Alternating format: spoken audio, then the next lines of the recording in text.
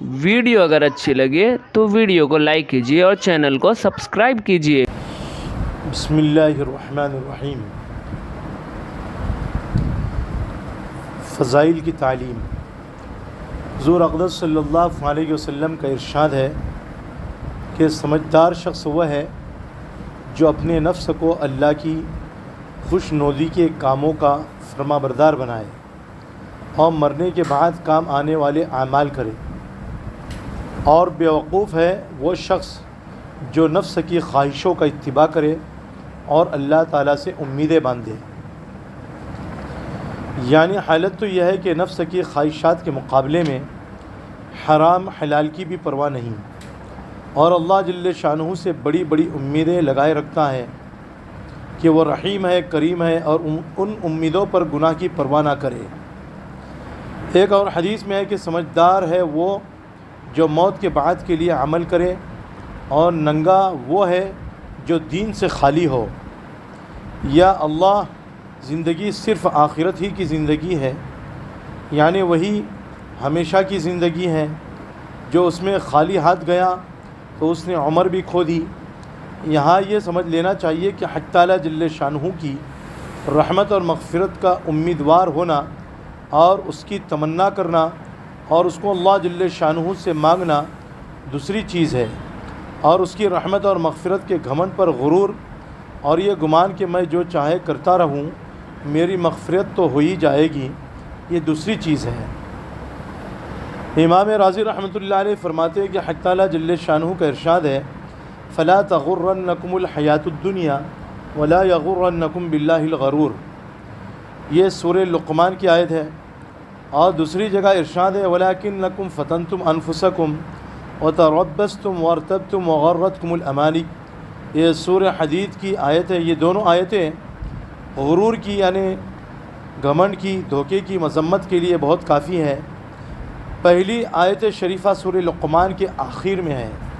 جس کا ترجمہ یہ ہے کہ تم لوگوں کو دنیا کی زندگی دھوکے میں نہ ڈال دے کہ تم اس میں لگ کر آخرت کو بھول جاؤ، اور نہ تم کو دھوکے باز شیطان دھوکے میں ڈال دے۔ اس آیت شریفہ کی تفسیر میں حضرت سعید بن جبیر رحمۃ اللہ علیہ فرماتے ہیں کہ اللہ تعالیٰ سے دھوکے میں ڈال دینے کا مطلب یہ ہے کہ تو گناہ کرتا رہے اور مغفرت کی تمنائیں کرتا رہے۔ دوسری آیت شریفہ سورہ حدید کے دوسرے رکوع کی ہے، جس میں اوپر سے قیامت کے دن کے ایک منظر کا ذکر ہے کہ اس دن مسلمانوں کے سامنے ایک نور دوڑتا ہوا ہوگا جو ان کے آگے آگے چل رہا ہوگا، یہ پلسرات پر سے گزرنے کے لیے ہوگا۔ اس کے بعد ارشاد ہے یوم یقول المنافقون والمنافقات للذین آمنوا انظرونا نقتبس من نورکم قیل ارجعوا وراءکم فالتمسوا نورا فضرب بینہم بسور لہ باب باطنہ فیہ الرحمۃ وظاہرہ من قبلہ العذاب ینادونہم الم نکن معکم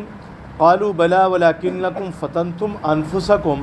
وتربصتم وارتبتم وغرتکم الامانی حتی جاء امر اللہ وغرکم باللہ الغرور۔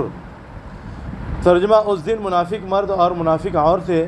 مومنوں سے کہیں گے کہ ذرا ہمارا انتظار کر لو تاکہ ہم بھی تمہارے نور سے کچھ روشنی حاصل کر لیں۔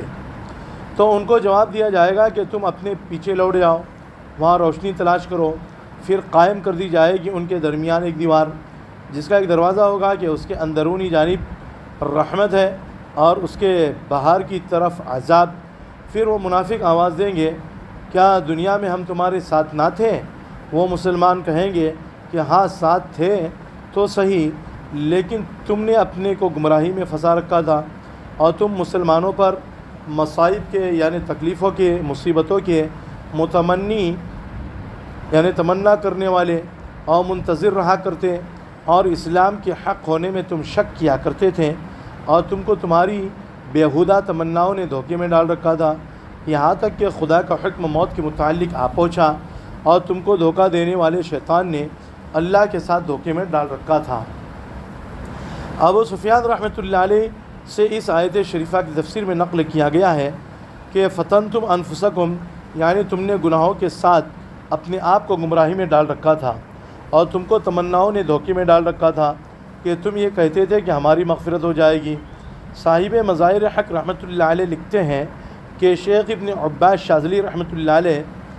بے شرح حکمہ کے کہتے ہیں کہ علماء باللہ نے کہا ہے کہ رجائے کاذب یعنی جھوٹی امید کے مغرور ہو صاحب اس پر اور باز رہے عمل سے اور دلیر کرے ان کو گناہوں پر، حقیقت میں رجا نہیں ہے یعنی امید نہیں ہے، یعنی یہ جھوٹی امید ہے، بلکہ وہ آرزو اور فریب اور شیطان کا ہے۔ اور حضرت معروف کرکی رحمۃ اللہ علیہ، حضرت معروف کرخی رحمۃ اللہ علیہ فرماتے ہیں کہ طلب کرنا بہشت کا یعنی جنت کا بے عمل کے ایک گناہ ہے۔ گناہوں سے اور امید شفاعت بے سبب و بے علاقہ ایک قسم ہے فریب سے، اور امید رکھنا رحمت کا اس سے کہ فرما برداری نہ کرے اس کی حمق یعنی بیوقوفی اور جہالت ہے۔ اور حسن بصری رحمۃ اللہ علیہ کہتے ہیں کہ ایک قوم کو باز رکھنا بخشش کی آرزوؤں نے یہاں تک کہ باہر نکلی دنیا سے، اور حال یہ ہے کہ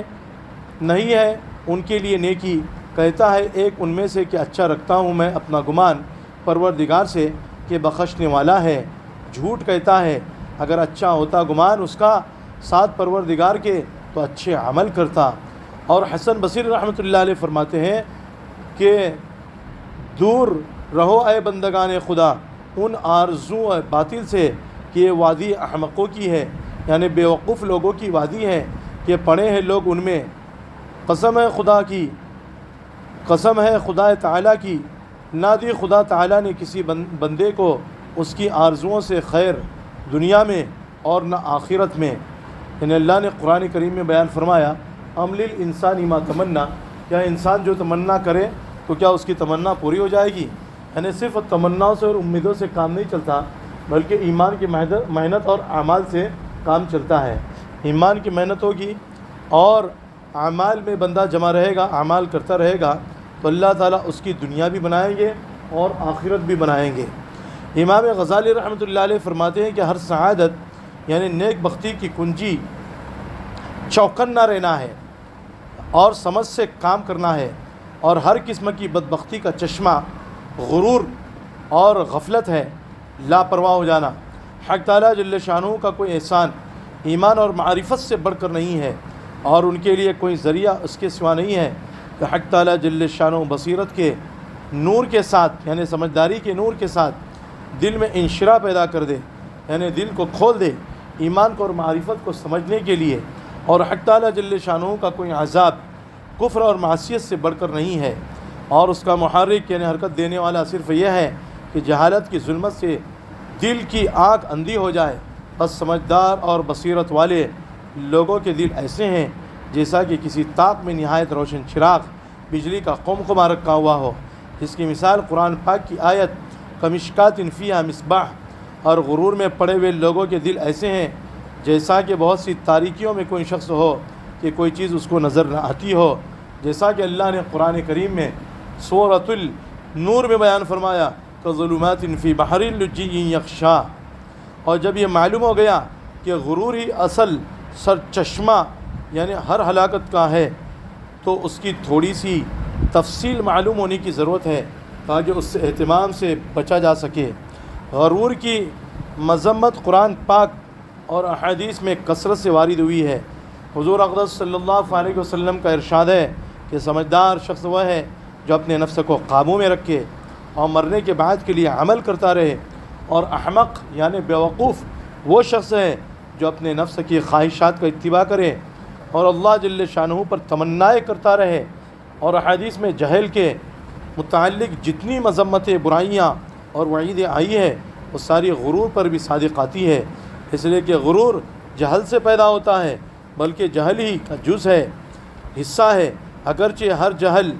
غرور نہیں ہے، یعنی علم سے کورا ہونا اس کو جہل کہا جاتا ہے، لیکن ہر غرور جہل ضرور ہے، اور ان میں سب سے بڑا ہوا جہل اور غرور کفار اور فاسق فاجر لوگوں کا ہے، یعنی اہل کفر کا ہے، اور اہل فسق کا یعنی گنہگار لوگوں کا ہے، جو کہتے ہیں کہ دنیا نقد ہے، اس وقت موجود ہے، اور آخرت ادار ہے، بعد کو آنے والی ہے، اور نقد را بنسی گزاشتن کار خیرت مندہ نیست، نقد کو ادار پر چھوڑنا سمجھداروں کا کام نہیں ہے۔ یہ خیال انتہائی بیوقوفی اور جہالت ہے۔ یہ قاعدہ وہاں ہے جہاں نقد اور ادھار برابر ہو، لیکن جہاں کوئی چیز نقد 1 روپے میں فروخت ہوتی ہو اور ادھار 100 روپے میں جاتی ہو، وہاں کوئی احمق بھی یہ نہ کہے گا، بیوقوف بھی یہ نہ کہے گا کہ نقد کو ادھار پر نہ چھوڑنا چاہیے۔ حالانکہ دنیا کی نقد لذتوں کو آخرت کے مقابلے میں کوئی نسبت نہیں ہے۔ دنیا کی زندگی کسی شخص کی اگر ہو سکتی ہے تو 100-150 برس